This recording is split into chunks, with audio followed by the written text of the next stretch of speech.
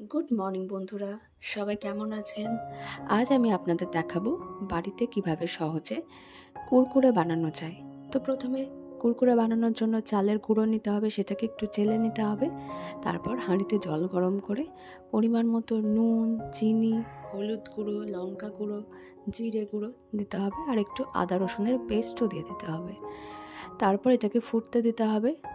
ফুটে গেলে চালের গুঁড়োগুলো ঢেলে দিতে হবে। একটু সাদা তেলও দিয়ে দেবেন। এই দেখুন চালের ফুটে গেছে পুরো। আমি এবার চালের গুঁড়োগুলো ঢেলে দেব।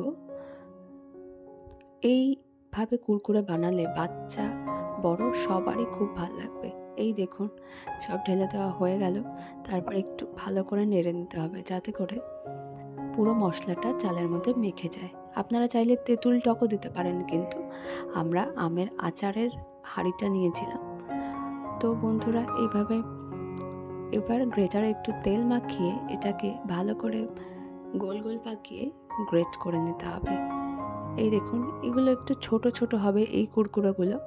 হ্যাঁ, তো এগুলোকে এরকম গ্রেট করে এই দেখুন এটাতে খুব একটা বড় হচ্ছিল না। যদি আপনারা বড় বড় কুরকুরে পেতে চান, এই যে এই মেশিনটা ইউজ করতে হবে। এগুলো দোকানেই পাওয়া যায়।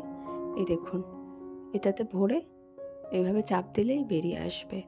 তো বন্ধুরা, ভিডিও ভালো লেগে থাকলে আপনারা চ্যানেলটিকে সাবস্ক্রাইব করে নেবেন, লাইক কমেন্ট শেয়ার করে নেবেন। আর এটা হয়ে গেলে এটাকে 3-4 দিন রোদে দিতে হবে। এই দেখুন রোদে দিয়ে পুরোপুরি শুকিয়ে গেলে তেলে ভেজে নিলেই হয়ে যাবে।